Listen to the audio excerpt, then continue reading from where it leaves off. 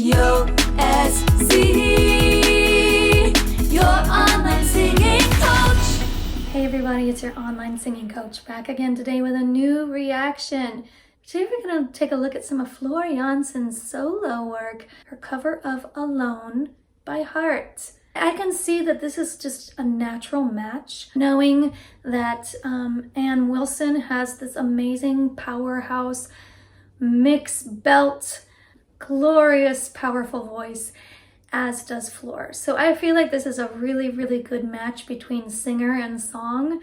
The song is all about finding that sweet placement without any strain and just delivering with lots of power and emotion without overdoing it, because when you get this high as this song gets, it's very easy to run into bad vocal technique. But I have faith that Floor is gonna just nail it. I can't wait to hear it. Let's check it out.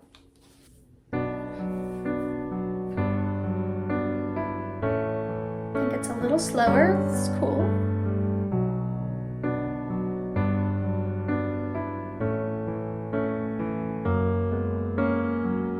I hear the ticking of the clock.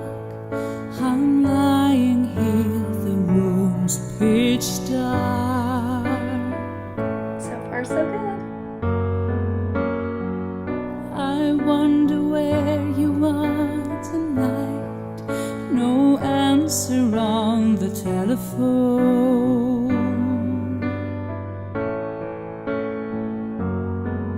And the night goes by so very slow.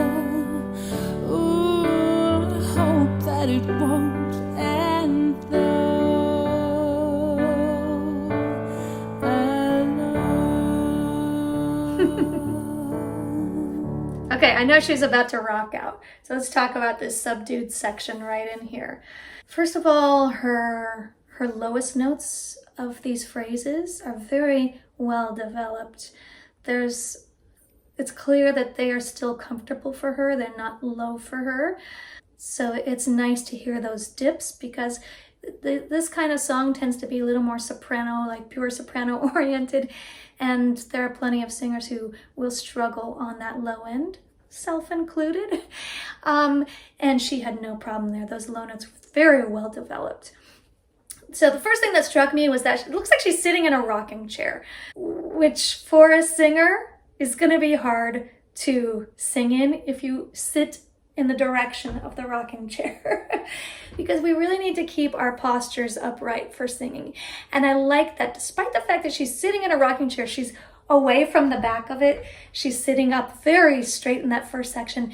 She leans in a little bit in the second half of this first section, but you can still see that her torso is nice and straight, so she's able to really work with good breath support there, good technique on the breathing, despite this chair.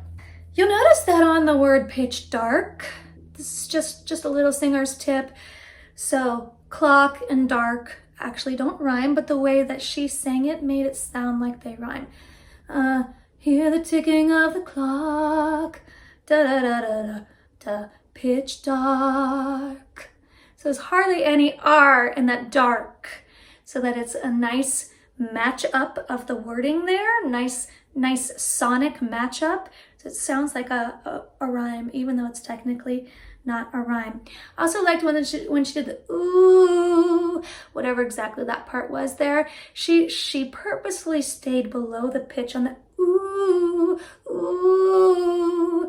I loved that, because that is just more emotional, more expressive than being right on for that. It just gave that ooh a lot of feeling, a lot of connection to something kind of visceral there. That was a deliberate bend of the pitch, and I loved it. The last thing I'll comment on is the way she's saying the word alone, alone. And she's brightening up that sound to a bit more of a alone, almost like apple, alone. And with that sound, you're gonna get a bit of a stronger tone, a bit of a brighter tone.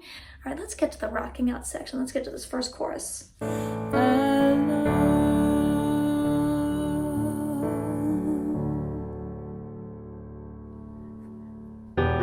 Till now, I always got by on my own.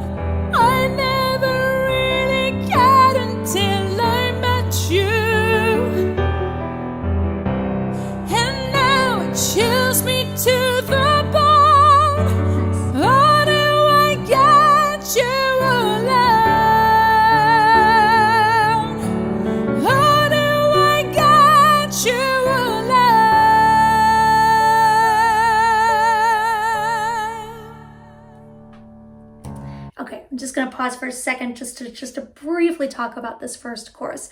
She didn't rock out as much as I was expecting, but I have a feeling she's gonna get there. So I think that's the strategy here. She belted it. She did. She came out strong in this first chorus. It's a nice lift, but she was staying in more of a head voice dominant mix. She's playing it pretty safe with the high notes of the song. They sounded strong, but they were definitely veering on the edge of head voice as opposed to like a full-on blended mix or a chest heavy mix.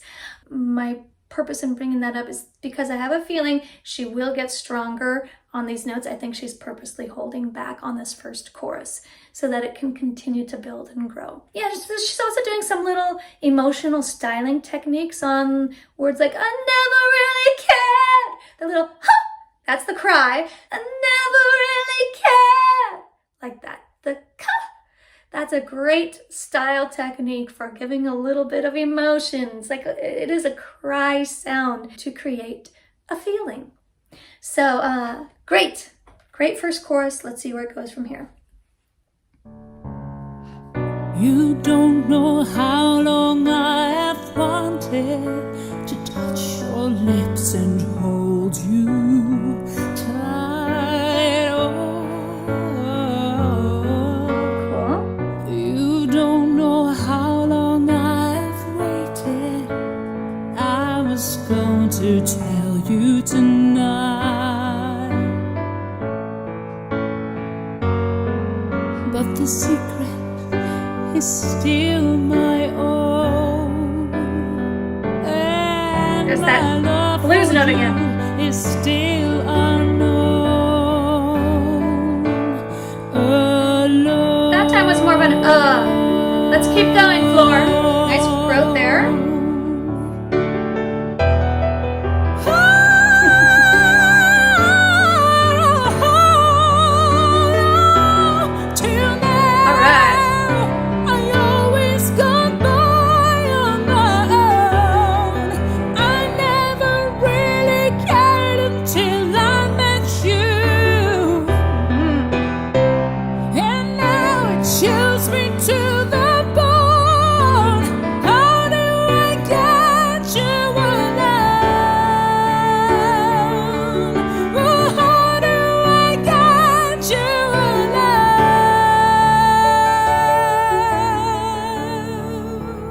Beautiful decrescendo there. All right, that was fun. So of course the high note up there was a G. That's my floor. That's what I remember from some of these other performances I've seen of her. She just wailed out that high note, made it sound easy. It's not. Here, this higher note, the G, the highest note of the song so far, actually sounded more like a pure mix. She really brought a lot of intensity to the air pressure coming through her vocal cords there. Ah! That's the tone. Versus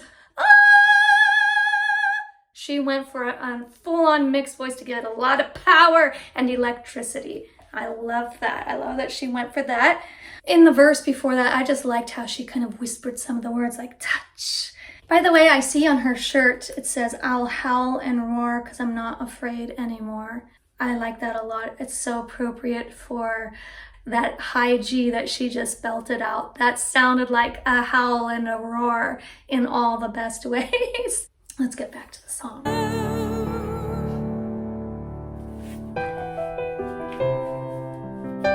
See, here she allows herself to sit back a little bit. She's not singing, so it's a good time to do that. Yep.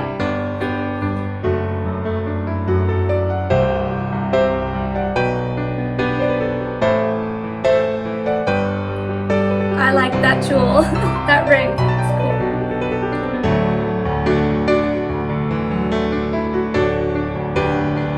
She's upright again. She's ready. That is stronger now.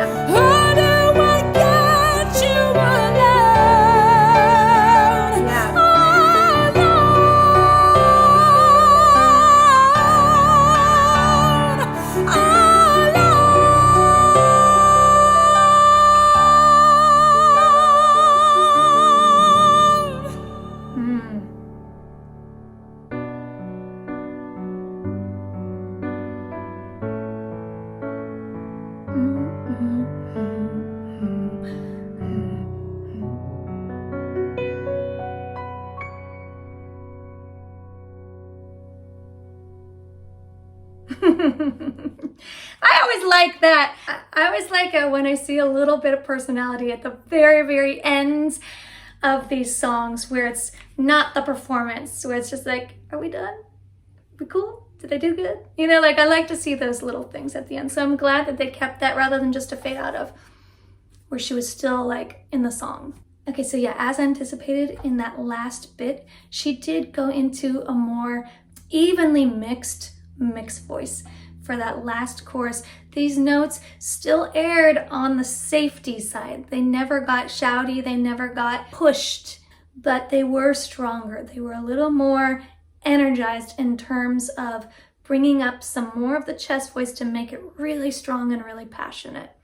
I've mentioned this about Flor before, but let's take a look at her mouth, how she's singing these big notes.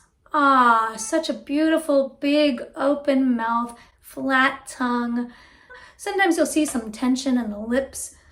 No, not with Flor. Her lips look nice and engaged yet relaxed. It's a great example of how big you need to open your mouth to really get a big, powerful note like the ones in these choruses.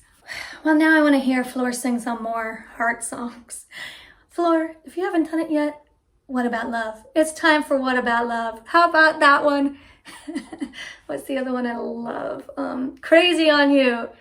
It's time for What About Love. It's time for Crazy on You. I gotta hear them. You're gonna rock them. And I'm sure I'm not the only one requesting those. So let's make it happen. As I get to know her voice more and more, you know, I can really see she's got a big voice. And she also has excellent technique.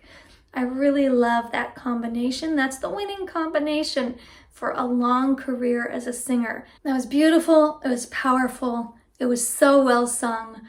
It's just dynamite. I hope you enjoyed watching this with me. If you did, please be sure to hit subscribe. For my singers out there, be sure and check my microphone techniques class all about performing with microphones. And I'm always grateful anytime I see the super thanks happen if you feel so inclined. Thanks so much again, and I'll see you next time.